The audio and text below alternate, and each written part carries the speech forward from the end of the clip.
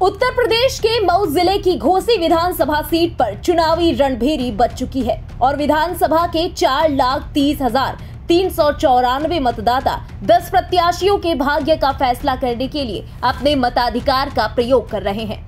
इन 10 प्रत्याशियों में सबसे अहम नाम पूर्व कैबिनेट मंत्री दारा सिंह चौहान का है। पिछले साल विधानसभा चुनाव 2022 में इसी विधानसभा सीट से दारा सिंह चौहान समाजवादी पार्टी के प्रत्याशी के रूप में मैदान में उतरे थे और भाजपा के विजय राजभर को हराकर जीत हासिल की थी। बीजेपी प्रत्याशी दारा सिंह चौहान के सामने सपा कैंडिडेट सुधाकर सिंह है। वहीं सपा प्रत्याशी सुधाकर सिंह ने मतदान के बीच प्रशासन पर गंभीर आरोप लगाए हैं। उन्होंने कहा कि अधिकारी नहीं चाहते हैं कि चुनाव में ज्यादा वोटिंग हो, इसलिए मतदाताओं को परेशान किया जा रहा है। उन्होंने कहा कि पुलिस के अधिकारी मतदाताओं के आधार कार्ड चेक कर रहे हैं और उन्हें इस बात का अधिकार नहीं है। उन्होंने आरोप लगाया कि प्रशासन उनके खिलाफ काम कर रहा है। निष्पक्ष चुनाव एक करा दें। 50,000 से सुधाकर सिंह घोसी की विधानसभा सुधाकर सिंह को जिता करके भेज देगी। तो क्या निष्पक्ष चुनाव नहीं हो रहा जैसा कि आप कह रहे हैं कि चुनाव करा दे?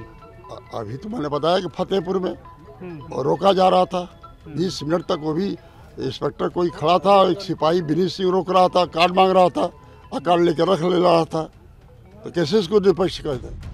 बता दें कि घोसी सीट पर 10 दिन की गहमा गहमी वाले प्रचार के बाद आज सुबह 7 बजे से 239 मतदान केंद्रों पर बनाए गए 455 बूथों पर मतदान शुरू हुआ। घोसी विधानसभा सीट पर कुल मतदाताओं की संख्या 4,30,394 है, जिसमें 2,31,545 पुरुष मतदाता, 1,98,840 महिला मतदाता और 9 अन्य ट्रांसजेंडर वोट डाल रहे हैं। बताते चले कि बीते 10 अगस्त को घोसी सीट पर उपचुनाव की घोषणा चुनाव आयोग ने की थी, जहां 21 अगस्त के बाद यहां से चुनाव लड़ रहे 10 प्रत्याशियों ने अपना चुनाव प्रचार शुरू कर दिया था। लेकिन ये चुनाव सीधे बीजेपी और सपा प्रत्याशी के बीच देखा जा रहा है।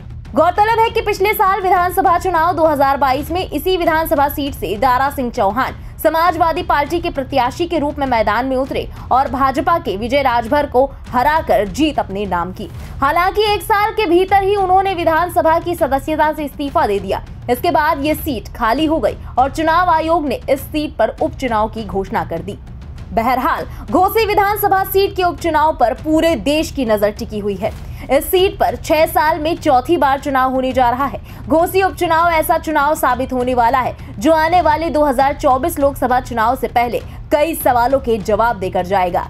यहाँ सीधा मुकाबला बीजेपी और समाजवादी पार्टी के बीच है। साथ ही इसे इंडिया गठबंधन और एनडीए गठबंधन के बीच भी बड़ी चुनावी परीक्षा के तौर पर देखा जा रहा है। इस चुनाव को लेकर दोनों गठबंधन कितने गंभीर हैं, इसका अंदाजा इससे भी लगाया जा सकता है कि न केवल दोनों दल के प्रमुख प्रचार में जुटे, बल्कि इनके साथ गठबंधन में शामिल दल भी पुरजोर ताकत झोंकते दिखे। फिलहाल अब हर किसी को इंतजार है 8 सितंबर का, जब इस सीट का परिणाम घोषित होगा।